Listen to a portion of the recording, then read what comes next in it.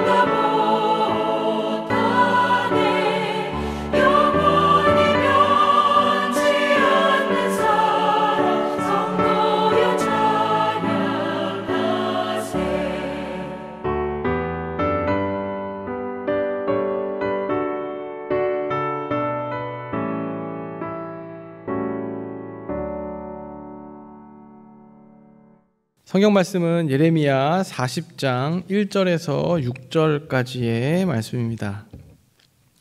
사령관 느부사라단이 예루살렘과 유다의 포로를 바벨론으로 옮기는 중에 예레미야도 잡혀 사슬로 결박되어 가다가 라마에서 풀려난 후에 말씀이 여호와께로부터 예레미야에게 임하니라.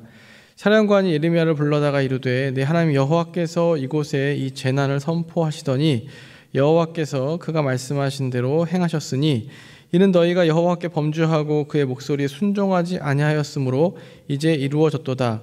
이 일이 너희에게 임한 것이니라. 보라, 내가 오늘 내 손에 사슬을 풀어 너를 풀어주노니 만일 내가 나와 함께 바벨론으로 가는 것을 좋게 여기거든 가자, 내가 너를 선대하리라. 만일 나와 함께 바벨론으로 가는 것을 좋지 않게 여기거든 그만두라. 보라, 온 땅이 내 앞에 있나니 내가 좋게 여기는 대로 옳게 여기는 곳으로 갈지니라 하니라. 예레미야가 아직 돌이키기 전에 그가 다시 이르되 너는 바벨론의 왕이 유다 성읍들을 맞도록 세운 사반의 손자 아이감의 아들 그다라에게로 돌아가서 그와 함께 백성 가운데 살거나 내가 옳게 여기는 곳으로 가거나 할지니라 하고 그 사령관이 그에게 양식과 선물을 주어 보내매 예레미야가 미스바로 가서 아이감의 아들 그다라에게로 나아가서 그 땅에 남아있는 백성 가운데서 그와 함께 사니라. 아멘. 오늘 본문 바로 앞인 예레미야 39장 15절에서부터 18절 말씀에 보면 하나님께서 예레미야를 통해 구스인 에벤멜렉에게 주시는 말씀이 기록되어 있습니다. 사실은 이 말씀은 이 말씀이 빠져 있어도 전체 이 앞뒤 이야기를 이해하는 데는 크게 어려움은 없습니다. 그러니까 39장 15절부터 18절까지 에벤멜렉에 대한 말씀은 부록처럼 보충하는 내용이라고 보시면 되겠습니다. 따라서 오늘 말씀의 이 이야기 흐름으로 봤을 때 오늘 본문 말씀은 예레미야 39장 14절 말씀 그 뒤로 이어지는 그런 내용이라고 보시면 됩니다. 그래서 먼저 오늘 말씀의 이 전문맥인 바로 앞에 이야기, 즉 예레미야 39장 11절부터 14절까지의 말씀을 먼저 잠깐 살펴보겠습니다. 바벨론 왕 느부갓네살에 의해서 예루살렘은 함락이 되었습니다. 예루살렘은 멸망당했고 폐허로 변해버렸습니다. 많은 사람들이 죽었고 또 많은 사람들은 포로로 끌려가는 과정 가운데 있었습니다. 그리고 예루살렘이 이렇게 함락될 때 예레미야는 시드기야 왕에 의해서 감옥들에 갇혀 있었습니다. 당시 예레미야는 바벨론에 대항해봤자 소용없으니 바벨론에 항복을 하라는 메시지를 전하고 있었습니다. 아마도 이런 예레미야를 바벨론 왕 느부갓네살도 알고 있었던 것으로 보입니다. 그래서 느부갓네살은 이 사령관 느부사라단에게 예루살렘을 침공하면서 예레미야를 선대하고 예레미야가 원하는 대로 해주라고 명령합니다. 이렇게 감옥들에서 풀려난 예레미야는 39장 14절에 보면 예루살렘의 총독으로 세워진 그다라에게로 가는 것으로 보내지게 됩니다. 백성들과 이제 함께 살게 되는데 여기까지가 이제 오늘 본문 말씀과 이어지는 바로 앞의 이야기입니다. 그런데 오늘 본문 말씀을 보시면 갑자기 좀 이야기가 좀 복잡해집니다. 40장 1절 말씀에 보시면 예레미야가 바벨론으로 끌려가는 포로들 사이에 있는 것을 볼 수 있기 때문입니다. 말씀해 보시면 예레미야도 잡혀 사슬로 결박되어 라고 기록합니다. 조금 전에 분명히 말씀드린 대로 그다라에게 보내졌는데 그런데도 지금 이 말씀에는 뜬금없이 바벨론으로 끌려가는 포로들 사이에 예레미야가 끼어 있었던 겁니다. 그래서 이 부분에 대해서는 이 두 가지 해석이 있는데요. 한 가지는 앞서 말씀드린 이 예레미야 39장 11절부터 14절까지 예레미야가 느부갓네살에게 선대를 받았던 이야기를 이 40장 초반부에 좀 더 자세하게 길게 서술한 것이라는 겁니다. 그러니까 간단하게 말한 것들을 조금 더 길게 기록한 거라는 거죠. 두 번째로 또 하나의 견해는 뭐냐면 이미 앞서 풀려났던 예레미야가 이 바벨론이 이 예루살렘을 점령하는 과정 가운데 절차상의 실수로 인해서 이 그다라에게 가 있던 예레미야가 다시 바벨론으로 가는 포로 사이에 포함이 되었다는 겁니다.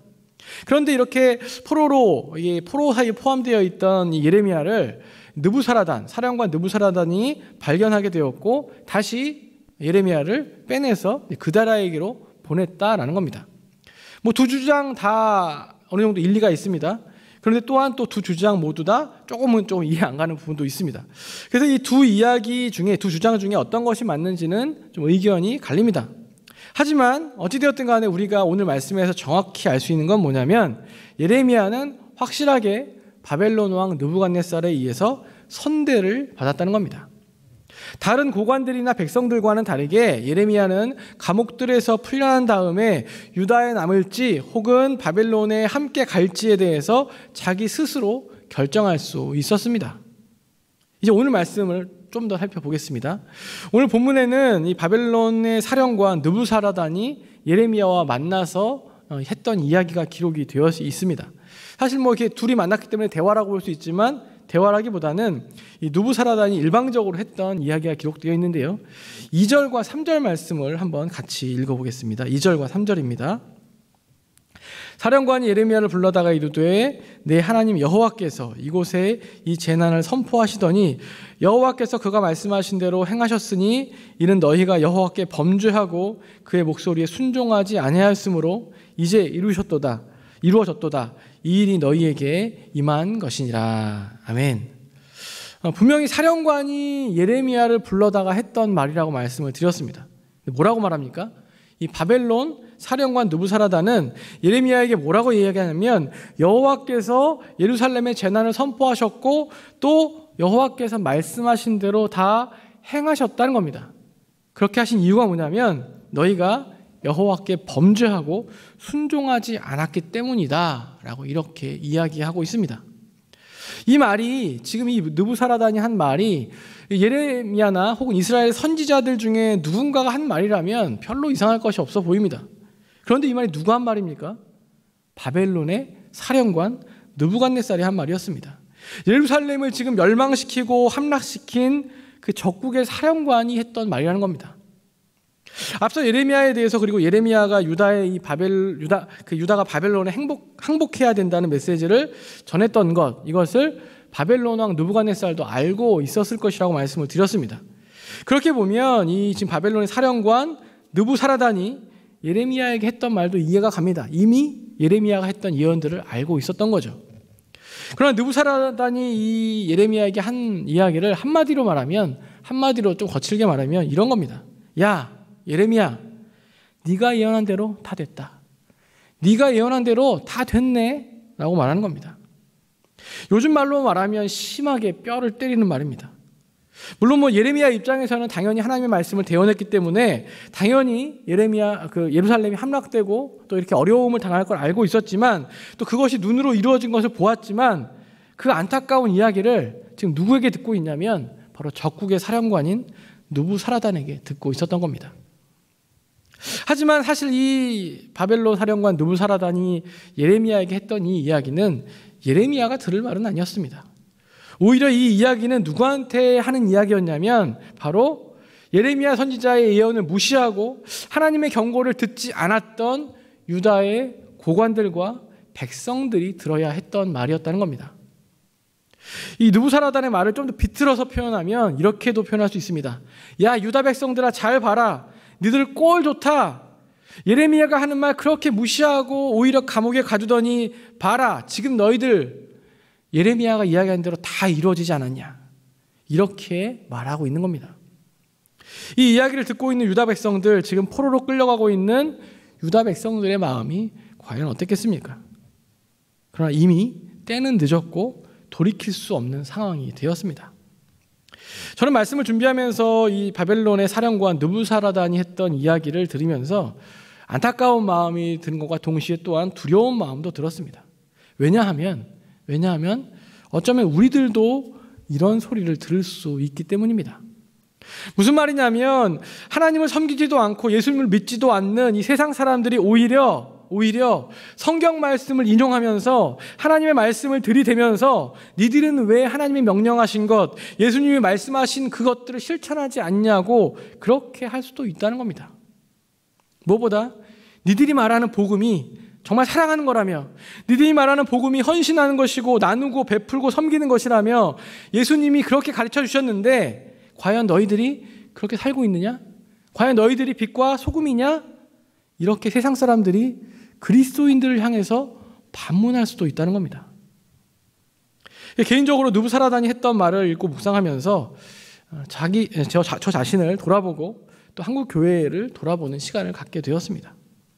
성경에 보면 하나님께서는 이스라엘 백성들을 책망하실 때, 이스라엘 백성들의 잘못을 책망하실 때 물론 선지자나 또 이스라엘 동족들, 백성들을 통해서도 하셨지만 때로는 오히려 적국이나 이방인들의 입을 통해서도 이스라엘을 책망하시는 것을 볼 수 있습니다. 적국이나 이방인들에게 책망을 받는 것 얼마나 부끄러운 일입니까? 이 말씀을 기억하면서 우리들도 우리 자신들을 돌아보는 귀한 기회가 되시기를 간절히 바랍니다. 결국 오늘 말씀해 보면 바벨론으로 갈 것인지 아니면 유다에 남을 것인지 이 선택의 상황에서 예레미야는 유다에 남기로 하는 선택을 합니다. 당시 총독이었던 그다랴가 있던 미스바에서 남아있는 백성들과 함께 일하게 되면서 또 함께 살면서 사역을 하게 되는데요. 그 뒤에 이야기는 이제 그 뒤에 나오니까 또 살펴보게 될 거고요. 마지막으로 유다를 다스리게 되었던 이 그다랴라는 사람, 이 그다랴라는 사람에 대해서 잠깐 말씀을 나누고 말씀을 마치겠습니다. 앞서 말씀드린 대로 그다랴는 바벨론 왕 느부갓네살에 의해서 유다의 총독으로 세워진 사람이었습니다. 이제 바벨론의 속국이 된 이 바벨론의 점령을 받아서 속국이 된 이 유다는 바벨론의 지배 아래 들어갔습니다. 그런데 이 느부갓네살은 유다를 통치하기 위해서 바벨론 사람을 유다를 지배하는 총독으로 세운 것이 아니라 유다 사람 그다랴를 유다의 총독으로 세운 겁니다. 아마도 나라가 패망한 유다 백성들이 받을 좀 충격을 완화시키려는 목적도 있었을 것이고, 또 이런 정책은 그 당시에 다른 나라를 정복했을 때 또한 그 나라를 통치하는 그런 방법이기도 했습니다. 그런데 유다 백성들 입장에서 생각해 보면 그다랴는 어떻게 생각해 보면 어떻습니까? 그 국가의 자기네 민족의 배신자와 같을 수도 있습니다. 나라가 망해서 사람들은 죽고 포로로 끌려갔는데 그다랴는 바벨론 왕 느부갓네살의 신임을 얻어서 유다를 통치하는 자리에 앉게 되었기 때문입니다. 근데 하지만 제가 자료를 살펴보니까 여러 말씀들을 보면 그다랴는 그렇게 배신자라고 불릴 수 있는 사람은 아니었던 것으로 보입니다. 그다랴는 나름대로 또 선정을 베풀기도 했고요. 또 그다랴에 대한 표현을 보면 사반의 손자 아히감의 아들이라고 되어 있습니다. 사반의 손자 아히감의 아들 그다랴. 사반과 이 아히감이 어떤 사람이었는지 찾아보니까요. 사반은 요시야 왕 때 서기관이었고 hil기야가 발견한 율법책을 요시야 왕에게 전달했던 사람이었습니다. 또한 그다랴의 아버지 아히감이라는 사람은 여호야김 왕 때 예레미야를 보호하고 또 예레미야의 생명을 구해 주었던 사람이 바로 이 아히감이라는 사람입니다. 그러니까 예레미야를 도왔던 대표적인 사람이 아히감이죠. 그래서 이런 상황을 보면 그 아들 그다랴 역시 당시에 주요 관직에 있었던 사람으로 보입니다. 동시에 또한 예레미야를 돕고 후원하던 사람이었습니다. 그렇기 때문에 이 예레미야를 선대했던 느부갓네살의 입장에서는 유다 백성으로서 고위 관직에 있었고, 또 예레미야에 또 동의했던 예레미야를 도왔던 이 그다랴를 유다를 또한 다스리는 그 적임자라고 생각했던 것 같습니다.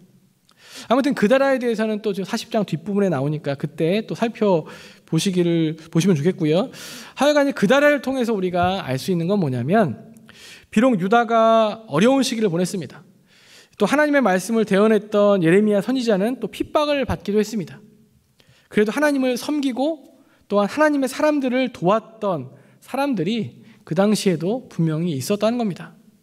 사반, 아히감, 그다랴, 이 3대에 걸쳐서 묵묵히 하나님이 맡기신 일들을 감당하며 하나님의 사람들을 도왔던 그런 사람들이 있었다는 겁니다.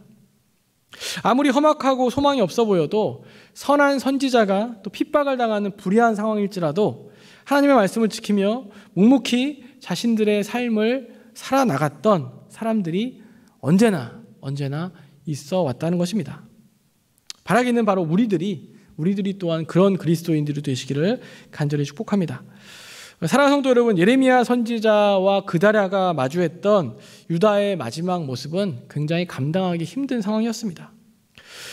그러나 그 모습이 만약 끝이었다면 절망밖에 없었을 겁니다. 그러나 그 고난의 시간을 통해서 하나님은 유다 백성들을 철저히 낮아지게 하셨고 또 하나님의 때에 회복하게 하셨습니다. 우리가 마주하고 있는 요즘의 상황들도 보면 참 감당하기 어려운 것이 사실입니다. 하나님의 회복을 기대하면서 우리가 해야 할 일은 다시 한번 또한 하나님 앞에 우리들이 철저히 우리 자신들을 돌아보며 또 말씀 앞에 서는 것인 줄 믿습니다. 잊지 말아야 할 것은 어떠한 상황에도 어떠한 절망적인 상황에도 하나님은 여전히 일하고 계시고 여전히 우리를 바라보고 계시다는 사실입니다. 무엇보다 오늘은 민족의 명절인 추석입니다. 우리나라 말에 한가위만 같아라 라는 말이 있을 정도로 참 좋은 날인데요. 하지만 마냥 좋아할 수 없는 것이 또 우리의 요즘 상황이고 또 요즘 코로나 때문에 어려움을 겪고 있는 사람들의 모습입니다. 추석을 맞이해서 즐거워해야 하지만 또한 우리가 함께 즐거워하는 가운데서도 동시에 또한 힘겨워하는 이웃들을 기억하시길 바라고 또 그들을 위해서 잠시나마 또 중보하는 또 귀한 하루가 되시기를 간절히 소망합니다. 기도하겠습니다. 하나님 아버지 감사합니다.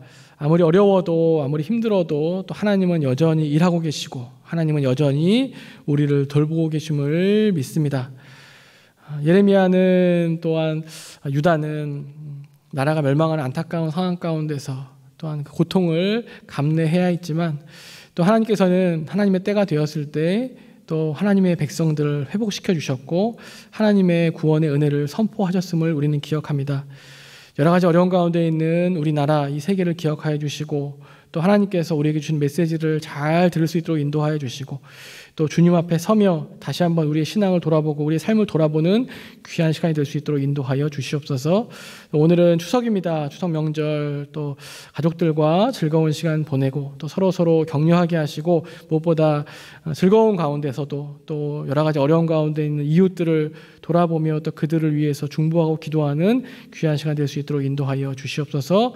모든 것 주님께 맡겨드리며 예수 그리스도의 이름으로 간절히 기도하옵나이다. 아멘. 우리 주여 세 번을 치시고 함께 기도하겠습니다. 주여 주여 주여